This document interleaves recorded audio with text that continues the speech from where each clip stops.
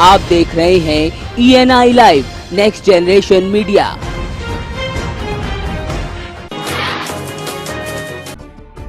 केंद्रीय मंत्री कलराज मिश्र ने मिर्जापुर स्थित मां विंध्यवासिनी धाम पहुंचकर दर्शन पूजन किया। इसके बाद पत्रकारों से बात करते हुए वो राम मंदिर के मुद्दे पर बोले। उन्होंने कहा कि सुप्रीम कोर्ट ने राम मंदिर का मसला आपसी सहमति से सुलझाने के लिए कहा है, जो कि स्वागत योग्य है और उन्हें विश्वास है कि आपसी सहमति बन जाएगी। सुप्रीम कोर्ट ने ये कहा कि जब ये सारी बातें आ गई हैं तो इस पर आम सहमति बनना चाहिए और आम सहमति बनाकर वहाँ मंदिर का निर्माण हो। ये सुप्रीम कोर्ट ने अपनी राय जाहिर की है, ये स्वागत योग्य है और इसलिए मैं ये कह सकता हूँ राम मंदिर बनने के दिशा में ये सारे चीज़ें अपने आप आ रही हैं और मुझे विश्वास है कि सभी लोग इस पर सहमति बना लेंगे और राम मंदिर वहाँ बनेगा। पुलिस के आश्वासन के विपरीत शराब भट्टी निर्माण के लिए ईंटें आने के बाद कुशीनगर के सेवरी थाना स्थित शिवराज टोला में ग्रामीण बिफर गए। ग्रामीणों ने शराब की दुकान बनाने के लिए लाई गई ईंटों को सड़क पर फेंक दिया। ग्रामीणों के हंगामे को रोकने के लिए जब सेवरी थाने की पुलिस पहुंची तो ग्रामीणों की पुलिस से भी नोकझोंक और धक्का मुक्की हुई। ग्रामीणों ने लाठी डंडा लेकर पुलिस को दौड़ा दिया। पुलिस वालों को उल्टे पांव जान बचाकर भागना पड़ा। ये बात अलग है कि सेवरी के थाना अध्यक्ष ने ग्रामीणों और पुलिस के बीच किसी भी प्रकार के विवाद से इनकार किया है।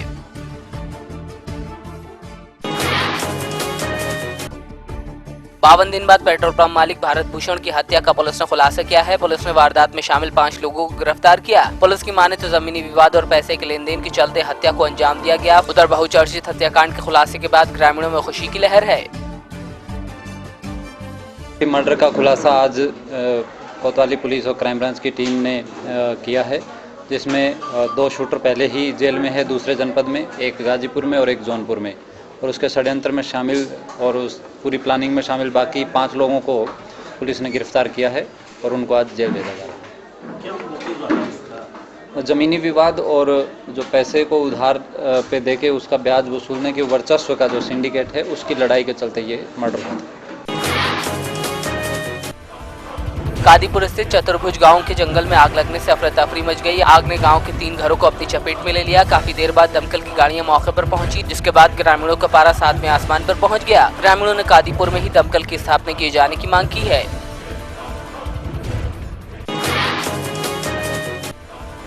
संभल के रजपुरा में 2 घरों को आग लगने से भारी नुकसान हुआ। आग की वजह से 4 भैंसें झुलस गईं, जिसमें एक भैंस की मौत हो गई। आग की वजह से लाखों के नुकसान की बात कही जा रही है।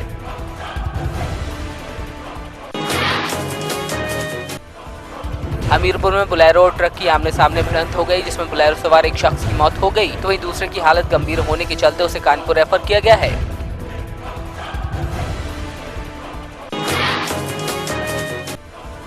श्रावस्ती के कौरा थाना क्षेत्र के केशवापुर गांव में आधा दर्जन बदमाशों ने एक परिवार को बंधक बना लिया। विरोध करने पर बदमाशों ने एक किशोर को गोली मार दी। वहीं गोली की आवाज सुनकर ग्रामीण पहुंचे तो बदमाश फायरिंग करते हुए फरार हो गए। घायल किशोर को जिला अस्पताल रेफर किया गया है। उधर इस मसले पर पुलिस कुछ भी कहने से बच रही है। श्रावस्ती की कौना वीरपुर मार्ग पर अचानक आम का पेड़ धराशायी हो गया। रास्ते से गुजर रहा साइकिल सवार पेड़ के नीचे दब गया। पेड़ की चपेट में आने से युवक गंभीर रूप से घायल हो गया। फिलहाल घायल को अस्पताल पहुंचाया गया है।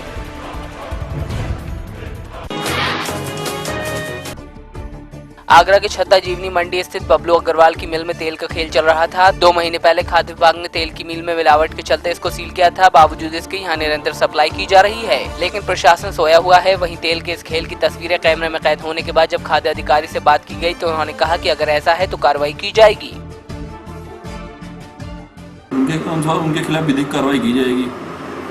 अगर जो भी सीज किए गए हैं वो उस पर मुकदमा चल रहा है, अगर वो फेल हुए हैं नमूने और उन्होंने खोला है अपने मन से तो उनके खिलाफ कानूनी कार्रवाई की जाएगी। यमुना और चंबल के भीड़ों में स्थित सिद्धपीठ माता जालौन के मंदिर में नवरात्र के मौके पर श्रद्धालुओं का तांता लगा रहता है। मान्यता है कि मां भक्तों के मन की मनोकामनाएं पूरी करती हैं। कहा जाता है कि चंबल घाटी के खूंखार डकैत भी अपनी जान की रक्षा के लिए माता के दरबार में आकर घंटा घड़ियाल चढ़ाते हैं। घने भीड़ों के बीच मौजूद होने के कारण मां के मंदिर की शोभा और ज्यादा बढ़ जाती है।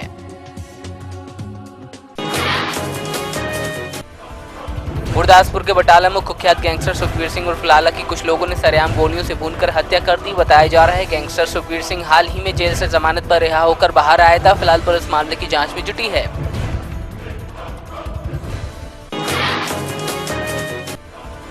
मोगा पुलिस ने बड़ी कामयाबी हासिल करते हुए गुप्त सूचना के आधार पर लूट और चोरी की वारदात को अंजाम देने वाले गिरोह की महिला सदस्य समेत 5 लोगों को गिरफ्तार किया है। आरोपियों के पास से पुलिस ने भारी मात्रा में सामान बरामद किया। फिलहाल पुलिस आगे की कार्रवाई में जुटी है। मोगा में पिछले 17 साल से समाज सेवा सोसाइटी कई समाज सेवी काम कर रही है। ये सोसाइटी रोड एक्सीडेंट में घायलों को अस्पताल पहुंचाने से लेकर लावारिस लाश का अंतिम संस्कार करने तक का काम करती है। तो वहीं संस्था की तरफ से गरीब लड़कियों की शादी कराने जैसे काम भी किए जाते हैं। संस्था ने बीते साल 37 लाशों का अंतिम संस्कार किया था, जिसके बाद उनकी आत्मा की शांति के लिए अरदास की गई। इस मौके पर तमाम लोग मौजूद रहे।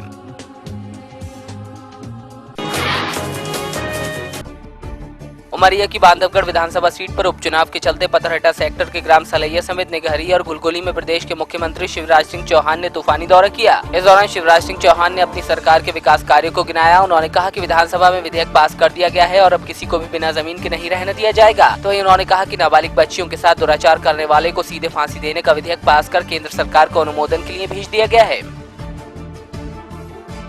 मासूम बेटियों के साथ भी दुराचार करने वाले राक्षस इस धरती पर पैदा होते हैं। मेरे बहनों और भाइयों, हमने संकल्प लिया है कि ऐसे लोगों को जेल नहीं भेजना चाहिए, इनको सीधे फांसी के फंदों पे चढ़ा देना चाहिए, क्योंकि ये राक्षस के साथ इनको जीने का अधिकार नहीं। मानसून सत्र में हम अपने यहाँ कानून बनाएंगे और भारत सरकार की अनुमति के लिए चलेंगे।